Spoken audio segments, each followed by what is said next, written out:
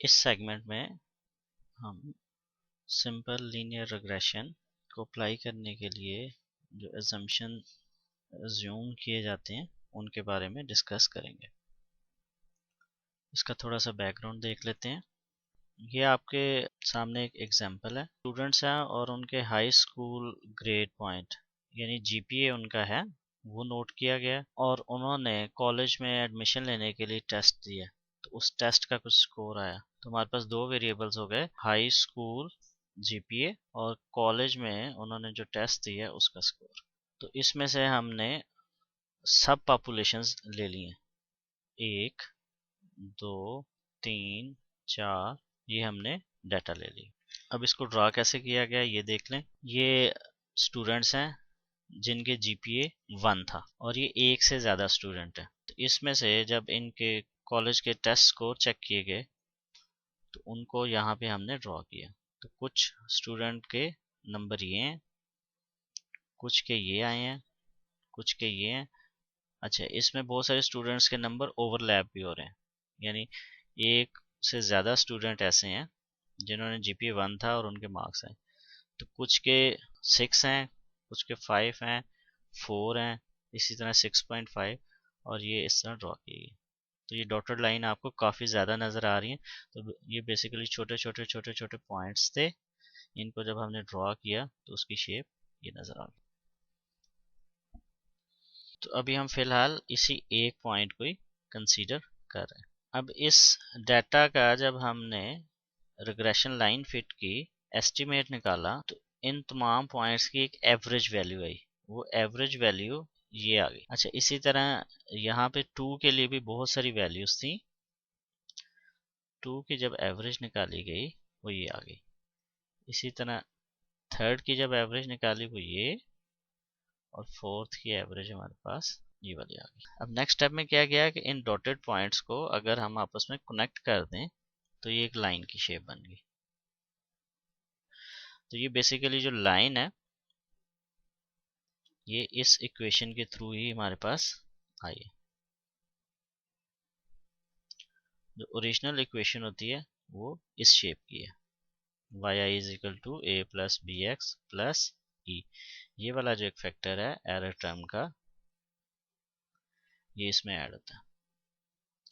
तो अगर इस एक खास वैल्यू को आप नोट करें, इस वैल्यू को, तो इसका जो फार्मूला बनेगा कि ये इक्वेशन लाइन तो वही है, ये वाली लाइन है जो कि इस पैटर्न के तहत है, लेकिन ये वैल्यू आपने देखा है कि इस लाइन पे नहीं है, लाइन से हट के है। तो वो कितनी हट के है वो फैक्टर हमने यहाँ पे ऐड कर दिए। तो इसको हम एरर कहते हैं या रेजिड्यूल कहते हैं।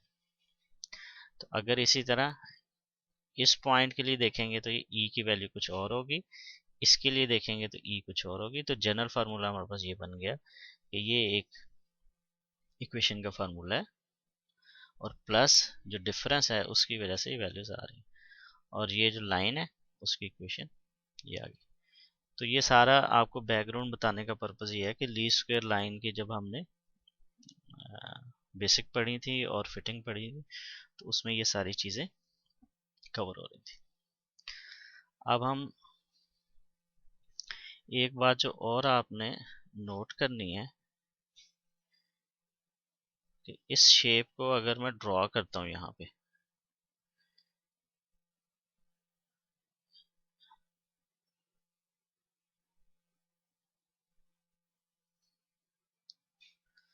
ये जो y वाला पॉइंट है ना ये सेंटर में यहाँ पे आ गया 6। इस पॉइंट से पहले क्या होगा, ये 5.5, ये 5 होगा, ये इसी तरह, तो ये 6 और ये 6 से नीचे वाले पॉइंट्स इसी तरह ये अज्यूम हम कर लेते हैं 6.5 है, ये 7 है, ये 7.5 है, ये 8 है और इस तरह ये। तो ये सिर्फ ये 1 जीपीए को कंसीडर करते हुए ये जो शेप आ रही है, मैं बताना चाह रहा हूँ कि इसकी एवरेज वैल्यू कैसे आएगी। तो जिसका जीपीए 1 था, तो काफ़ी सारे स्टूडेंट्स ऐसे थे जिनका जीपीए 1 था, तो उनके मार्क्स कितने आए हैं 6। काफ़ी सारे ऐसे स्टूडेंट्स हैं। तो एक स्टूडेंट, दो स्टूडेंट, तीन स्टूडेंट, तो इस तरह चलते हुए लाइन ऊपर जा रही है, तो इसका मतलब है कि काफ़ी सारे स्टूडेंट्स हैं। अच्छा, कुछ स्टूडेंट ऐसे थे जिनकी वैल्यू 6.55 होगी, और कुछ के ये फैक्टर 7 था, कुछ के 8 हैं, और इसी तरह ये 8.5, और इसी तरह बिलो आए तो ये ऐसे स्टूडेंट जिनके मार्क्स 6 आए थे उनकी फ्रीक्वेंसी या तादाद सबसे ज़्यादा है, और जिनके उससे ज़्यादा मार्क्स आए हैं उनकी तादाद कम है, फिर जिनके मार्क्स उससे ज़्यादा आए थे उनकी कम है। तो ये एक इस तरह की शेप बन रही है कि सेंटर में सबसे ज़्यादा स्टूडेंट्स हैं, फिर जैसे जैसे मार्क्स बढ़ते जाते हैं वो कम होते जाते हैं, और इसी तरह जिन स्टूडेंट के मार्क्स इससे कम है तो वो इस साइड पे आ गए। तो ये जो शेप बनी है, ये अगर आप देखें तो ये नॉर्मल डिस्ट्रीब्यूशन की शेप है। इस तरह की शेप को हम नॉर्मल डिस्ट्रीब्यूशन की शेप कहते हैं। तो बेसिकली ये जो हमारे पास डाटा आता है, ये काफ़ी सारे डॉट्स हैं। अगर इनको ये नीचे वाली शेप में आप ड्रॉ करेंगे तो इस तरह की शेप बनेगी, और इस वाली डाटा को भी अगर आप एक पैटर्न के साथ ड्रॉ करेंगे और इस एंगल से देखेंगे तो ये शेप भी आपको इस तरह की नज़र आएगी। और सेम यहाँ पे भी, और ये वाला जो डाटा है इसकी शेप भी ऐसे ही आएगी। तो इससे हमें ये पता चलता है कि ये जो डाटा है इसकी अगर हम शेप चेक करें इस एंगल के तहत, तो वो शेप इस तरह की बन रही है, और इस तरह की क्यों बन रही है ये मैंने आपको अभी एक्सप्लेन किया। नेक्स्ट हम देखते हैं कि ये जब भी हम लीस्ट स्क्वायर लाइन फिट करेंगे तो उससे पहले डाटा के बिहेवियर के बारे में हम कुछ चीज़ें एज्यूम करते हैं, उन्हीं की बेस पे हम इस लाइन को इस्तेमाल कर सकते हैं। तो जो फर्स्ट एजम्पशन है, जो पहली बात है, वो हम ये कंसीडर करते हैं कि relationship between y and x is in the form of linear function। इस बात का क्या मतलब हुआ? इस बात का मतलब है कि ये हमारे पास एक लाइन है, ये दो वेरिएबल्स हैं गिवन डाटा में जैसे होते हैं, ये आपस में इनका जो बिहेवियर है, जो रिलेशनशिप है, वो लीनियर फॉर्म में है। लीनियर फॉर्म से मुराद ये है कि अगर इसका हम ये x और ये y वैल्यूज हैं इनको ड्रॉ करें तो इन इससे जो शेप आएगी वो एक लाइन की सूरत में होगी। इस तरह की हो सकती है लाइन, इस तरह की हो सकती है, इस तरह की लाइन हो सकती है, तो ये शेप इस तरह की होगी। ये जो कर्व है ये कर्व की फॉर्म में नहीं होगी। कर्व की फॉर्म अगर हो तो वो कैसे बनेगी कि इसकी शेप ऐसी नहीं होगी, या डेटा इस तरह का नहीं होगा, यानी ये वाली शेप्स नहीं होगी। सेकंड एजम्पशन क्या है कि जो एरर टर्म्स हैं हमारी वो एक दूसरे से इंडिपेंडेंट है। इसको भी हम देख लेते हैं। ये आपको याद होगा कि हमारे पास x और y का डाटा था,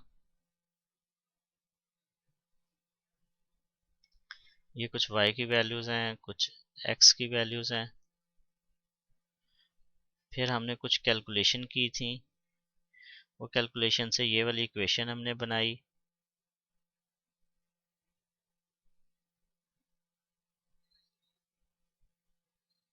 इस इक्वेशन की a और b की वैल्यू हमारे पास फाइंड आउट हो जाती हैं, x की वैल्यू हम पुट करते हैं, इसको सॉल्व करते हैं तो y की एक वैल्यू आ जाती है। यानी ये एक y ओरिजिनल वैल्यू है, ये एस्टिमेटेड है, ये ओरिजिनल है, ये एस्टिमेटेड है। तो इस तरह ये पूरा टेबल कंप्लीट हो जाता है। तो नेक्स्ट हमने पढ़ा हुआ था ई। ई क्या होता है? वाई आई माइनस वाई आई हैट। तो इसका मतलब ये हुआ कि ये जो EI1 होगा, EI1 ये क्या होगा, Y1 पहली वैल्यू माइनस Y1 हैट। ये E2 कैसे होगा, E2 ये Y2 माइनस Y2 हैट। इसी तरह E3, E4, E5, तो जनरल नेम इसका हमने रख लिया EI। तो इसमें ये कह रहा है कि EI और EJ, यानी एक टर्म अगर EI है तो उससे नेक्स्ट वाली कौन सी होगी, EJ। फॉर एग्जांपल अगर पहली है तो नेक्स्ट E2 होगी, अगर इसी तरह E4 है तो नेक्स्ट क्या हो जाएगी, E5। ये जो टर्म हो जाएगी E1, E2, E3, ये आपस में इंडिपेंडेंट है। इंडिपेंडेंट से मुराद ये है कि इस लाइन के इस पॉइंट का ये दूसरी वाली वैल्यू पे कोई इफेक्ट नहीं है, इसी तरह इसका तीसरी वैल्यू पे कोई इफेक्ट नहीं है। तो अगर इस तरह का रिलेशनशिप है तो इसको हम कहेंगे कि ये इंडिपेंडेंट है। इसी के साथ और पॉइंट है कि E का रिलेशनशिप अगर हम X के साथ चेक करें तो वो भी हम एज्यूम करते हैं कि E और X आपस में एक दूसरे को अफेक्ट नहीं कर रहे। तो ये दो अजम्पशन हो गए। नेक्स्ट हम देखते हैं। नेक्स्ट assumption है the errors EI are normally distributed। EI 1 2 3 4 5 EI is equal to I1 to N, ये तमाम वैल्यूज को अगर आप समम करें तो क्या होगा, 0। इसको दूसरे लफ्ज़ों में लिखना चाहें तो इसको हम कहेंगे mean of EI is equal to 0। ये जो रेजिड्यूल या एरर है इसका अगर एवरेज इफेक्ट निकालें, मीन निकालें, तो वो 0 होगा।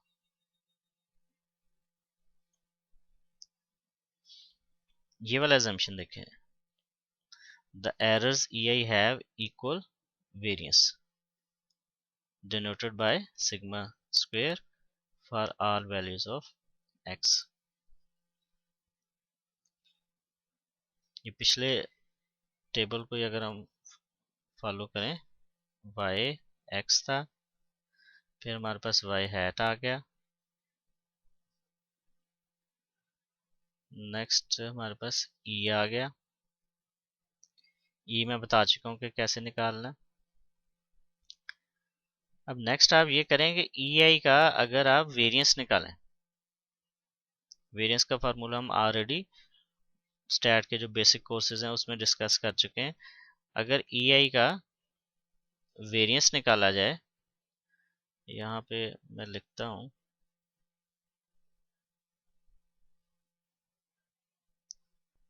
कांस्टेंट आएगा।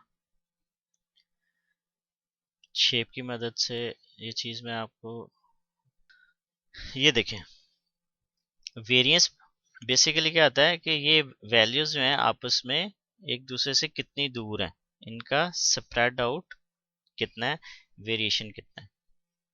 तो वहाँ पे जो एजम्पशन है वो ये है कि इनका वेरिएंस, अच्छा इस ओवरऑल इस सारे डाटा का पैटर्न देखें तो ये सेंटर से लेके यहाँ तक और यहाँ से यहाँ तक इसकी जो वेरिएशन है वो, और जो इसकी वेरिएशन है ये एक जैसी लग रही है। इसी तरह इस डाटा की वेरिएशन और इस डाटा की वेरिएशन आप देखेंगे कि इसी स्टाइल की है। इस अजम्पशन में इसी बात को बयान किया गया है कि वो जो वेरिएंस है वो इक्वल है। तो इन दोनों को अगर हम कंबाइन करके देखें तो ये मीन हमारे पास ये आ गया और सेकंड आ गया वेरिएंस ऑफ EI, ये हमारे पास आ गया सिग्मा स्क्वायर। इसको हम कहेंगे कि ये सेम फैक्टर है, कांस्टेंट है तमाम वैल्यूज के लिए। तो इन दोनों को कंबाइन करके ये शेप ये भी बन गई, the errors EI are normally distributed. Normally distributed की आपको शेप पता है जी हाँ, पीछे हम पढ़ चुके हैं। तो ये इसके हमने कुछ एजम्पशन देखे, इसको सम अप कर लेते हैं। The mean of the responses is a linear function. Responses से मुराद ये है कि वाई वेरिएबल, कि वाई और एक्स का जो आपस में रिलेशनशिप है वो लीनियर है। एरर्स जो हैं एक दूसरे से इंडिपेंडेंट हैं। नेक्स्ट ये है कि एरर्स आर नॉर्मली डिस्ट्रीब्यूटेड, कि एरर्स की जो शेप बनती है वो हमने देखी है कि नॉर्मल डिस्ट्रीब्यूशन की तरह की। The errors have equal variance, कि उन एरर्स का जो स्प्रेड आउट है उसकी अगर शेप देखें तो उसको चेक करने के लिए हम वेरिएंस यूज़ करते हैं, तो वेरिएंस उसका तमाम वैल्यूज़ के लिए आपको सेम नज़र आता है। तो इन एजम्पशन को याद कैसे रखा जाए, कॉम्प्लिकेटेड से लगते हैं, लेकिन ये मैंने इसका आपको वे आउट बताया जिससे आपको ये याद रखना बड़ा ही सिंपल हो जाएगा। तो ये फर्स्ट वैल्यूज़ को अगर कंबाइन करें लीनियर फंक्शन से L, independent I, normally distributed से एन याद रखें और इक्वल वेरिएंस से न, तो इनको कंबाइन करें तो ये बन जाएगा line.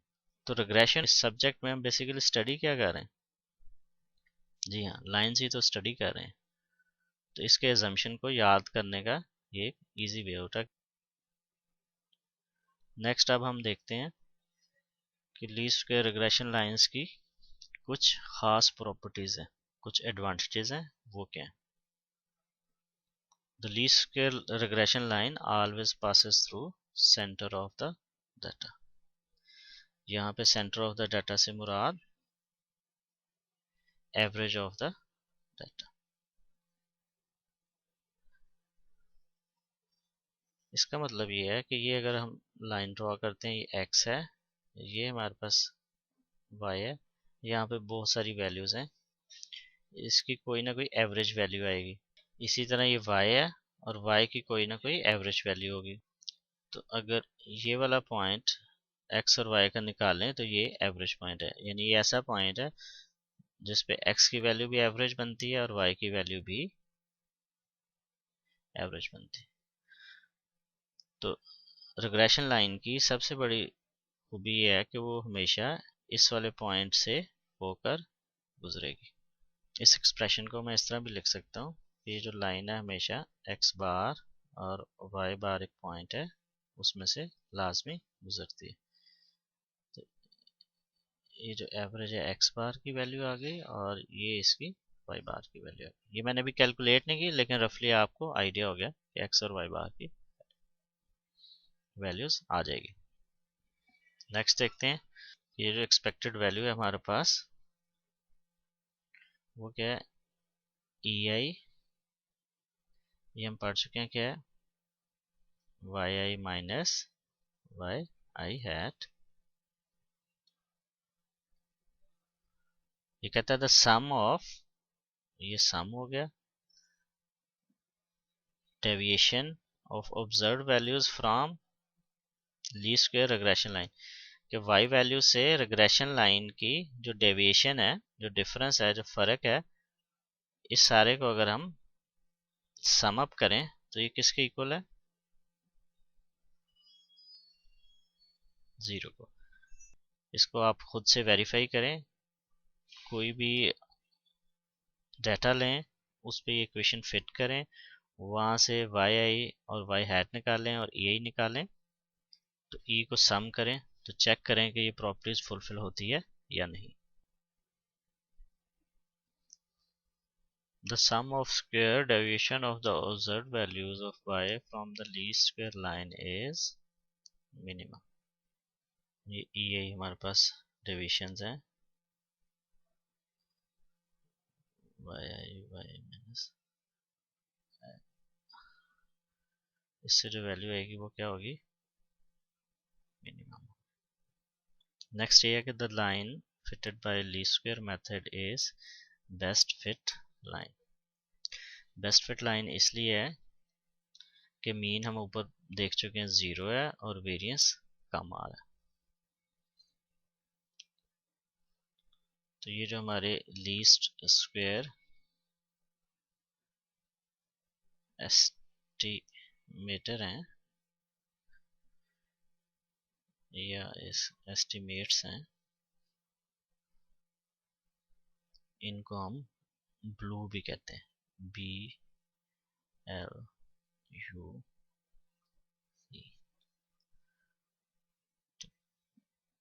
B stand for best, L stand for linear, पीछे हमने लीनियर के बारे में पढ़ा है ये लाइन। और एक और क्वालिटी होती है, इसको हम कहते हैं अनबाइस्ड।